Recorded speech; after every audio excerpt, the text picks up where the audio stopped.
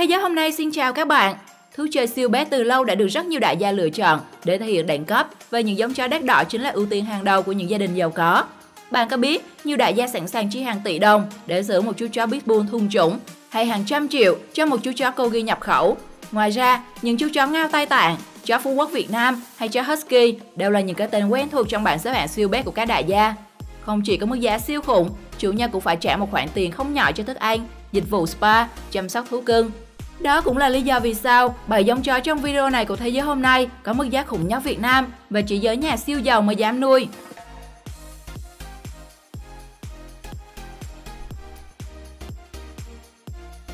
7. Chó Saint Bernard, 70 triệu đồng. Chó Saint Bernard có nguồn gốc từ Thụy Sĩ. Giống chó này được câu lạc bộ chó giống Thụy Sĩ công nhận vào năm 1880. Đến nay, Saint Bernard trở thành một trong những giống chó nổi tiếng nhất thế giới và đã có mặt tại Việt Nam. Nhưng chú chó nhập khẩu, đầy đủ giấy tờ có mức giá cao nhất trên thị trường có thể lên tới hơn 70 triệu một con. Còn những chú chó tại Việt Nam sẽ có giá dao động khoảng từ 15 đến 25 triệu đồng. Vì là giống chó đắt đỏ nên chăm sóc chó không hề đơn giản. Vì vậy, bên cạnh chi phí mua chó, bạn cũng cần phải chuẩn bị chi phí chăm sóc. Do đó, nếu không phải là đại gia hay là người có điều kiện kinh tế, thì nên suy nghĩ kỹ trước khi quyết định tặng một em.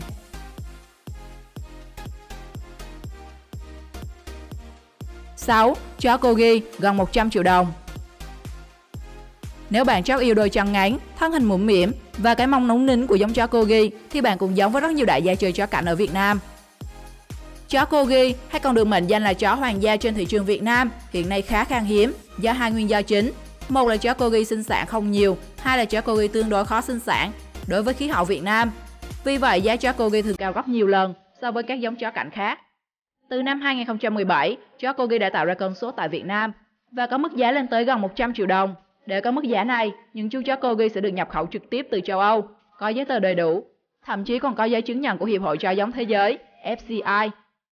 Nếu sở hữu được chú chó Corgi ở phân khúc này, chủ nhân có thể tự tin mang thú cưng đến các cuộc thi quốc tế và có cơ hội giành giải rất cao. Tuy nhiên, hiện tại ở Việt Nam không có nhiều người đủ tài chính để sở hữu chó Corgi ở phân khúc này.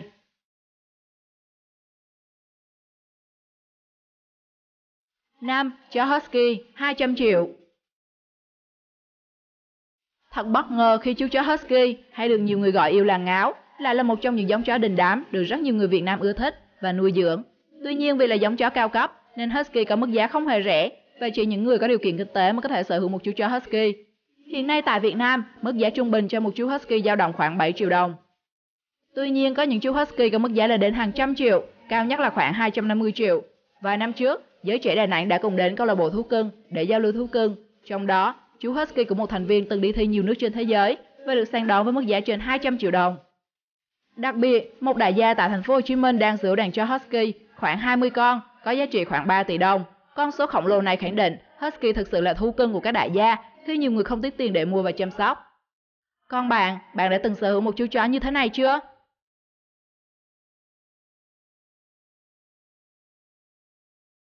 4. Chó Phú Quốc, 350 triệu.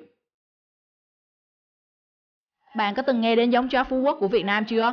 Đây cũng là một trong những giống chó có mức giá vô cùng đắt đỏ, sánh ngang với nhiều giống chó ngoại nhập. Một trong những chú chó Phú Quốc đắt nhất Việt Nam được săn đón với mức giá lên đến hơn 15.000 đô la Mỹ, khoảng 350 triệu đồng. Chú chó này có tên là Lóc và hiện đang được nuôi dưỡng tại Hà Nội.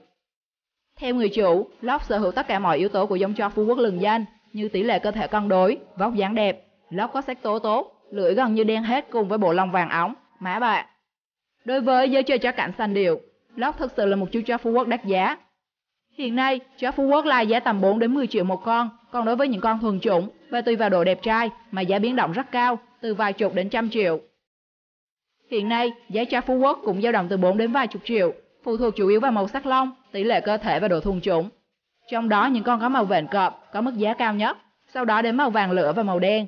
Khi được xuất khẩu sang nước ngoài, chó Phú Quốc lại có mức giá từ hàng chục đến hàng trăm triệu đồng. Nếu yêu thích giống chó bản địa nhưng lại có đẳng cấp quốc tế và đủ sức chi trả thì chó Phú Quốc chính là chú chó bạn đang cần đấy.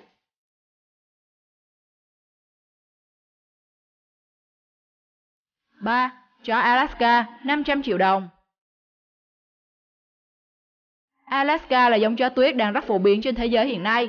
Người ta ưa chuộng giống chó này vì đặc tính thông minh, sự trung thành, sức bền bỉ và sự dẻo dai của chúng. Hiện nay, giống chó Alaska của Nga và Mỹ là hai giống đắt nhất thế giới. Thậm chí nhiều người có tiền vẫn không thể mua được vì nguồn cung vô cùng khan hiếm. Bên cạnh đó, mức giá của chó Alaska cũng phụ thuộc nhiều vào màu lông, kích thước, giới tính và độ tuổi. Tại Việt Nam, mức giá cao nhất cho một chú chó Alaska được ghi nhận là khoảng 500 triệu đồng, còn những chú chó có mức giá tầm 70 đến 100 triệu đồng cũng rất phổ biến. Nhưng để sở hữu một chú chó Alaska 100 triệu không hề đơn giản, vì hầu hết chúng có dòng dõi quý tộc, trâm anh thế Việt, gia phả, siêu khủng. Chỉ những người thực sự đam mê giống chó này mới dám chi trả ra khoản tiền lớn để mua chúng về. Còn những người bình thường chỉ có thể mua chó Alaska với mức giá trung bình mà thôi. 2. Chó Ngao Tây Tạng hơn 500 triệu đồng. Ngao Tây Tạng là giống chó nổi tiếng bậc nhất thế giới, thậm chí chúng còn có tên là thần khuyển, thể hiện vị trí quan trọng của loài chó này trong đời sống người dân. Theo nhiều câu chuyện, chó Ngao Tây Tạng nổi tiếng với tính cách trung thành, lì lợm và rất nghe lời chủ. Bên cạnh đó, giống chó này cũng sở hữu vẻ ngoài cực kỳ ấn tượng với miêu tả kinh điển, to hơn chó sói, mạnh hơn báo hoa và nhanh hơn hươu nai. Với chó đực, chiều cao có thể lên đến 70 cm và nặng từ 64 đến 90 kg. Điểm đặc biệt của giống chó này chính là bộ lông xù, giống như chiếc bờm sư tử, hai lớp lông phủ khắp cơ thể chó Ngao, giúp chúng thích nghi với khí hậu khắc nghiệt tại thảo nguyên và vô tình tạo nên vẻ ngoài cực kỳ ngầu, khiến chúng oai phong hơn hẳn các giống chó khác. Giống chó này từng là biểu tượng của giới siêu giàu Trung Quốc với mức giá hàng trăm triệu đồng mỗi con. Với những con thuần chủng, mức giá còn cao gấp nhiều lần so với các con Đạ Lai. Năm 2007, những chú chó đặc biệt này đã có mặt tại Việt Nam và từng được bán với mức giá hơn 150 triệu đồng. Mức giá cao nhất từng được ghi nhận đến nay là 200.000 đô la Mỹ, tương đương hơn 500 triệu đồng. Ngoài ra, mức giá trung bình được ghi nhận tại Việt Nam thường dao động từ mức 20 đến 25 triệu đồng. Nếu bạn mong muốn sở hữu một chú chó Ngao Tây Tạng thì hãy chắc chắn bạn là người có tiềm lực kinh tế, vì đây thực sự là giống chó chỉ dành cho giới nhà giàu mà thôi. 1. Chó Bulldog 2,6 tỷ đồng. Nếu bạn là người yêu chó, hẳn là đã biết đến những chú chó Bulldog dễ thương. Mặc dù vậy ấy là loài chó ưa thích của những người yêu thích giống chó thuần chủng. Giống chó mặc sệ này nhìn qua có thể hơi dữ dằn nhưng vẫn có nét đáng yêu. Bulldog có chân và đuôi khá ngắn, trong khi thân hình hơi bè nên cái dáng đi rất đặc trưng. Hiện nay giá chó Bulldog luôn ở mức rất cao so với các giống chó khác, trung bình khoảng trên 1.500 đô la Mỹ, tương đương hơn 34 triệu đồng.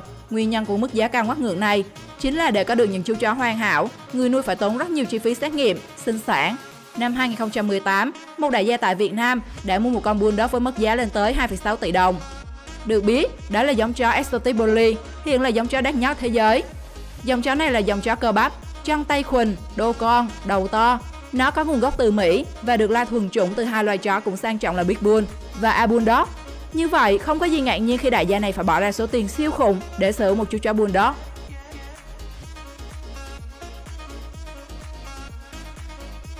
Trên đây là 7 giống chó có mức giá đắt đỏ nhất Việt Nam mà chỉ những đại gia siêu giàu mới có thể sở hữu. Với những mức giá lên đến hàng tỷ đồng, những chú chó này khẳng định thú chơi siêu bé cao cấp của các nhà giàu không kém cạnh thú chơi siêu xe, đồ hiệu. Nếu bạn yêu thích video này, đừng quên like, share và subscribe để chúng mình có thêm động lực nhé. Xin chào và hẹn gặp lại!